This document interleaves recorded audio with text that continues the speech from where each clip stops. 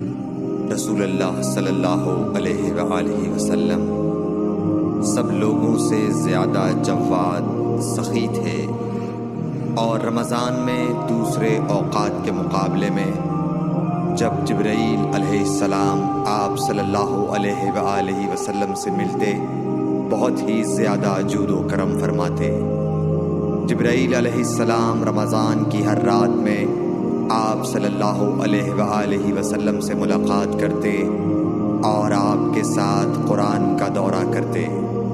غرض حضرت صلی اللہ علیہ وآلہ وسلم لوگوں کو بھلائی پہنچانے میں بارش لانے والی ہوا سے بھی زیادہ جود و کرم فرمایا کرتے تھے۔ صحیح بخاری حدیث نمبر 6۔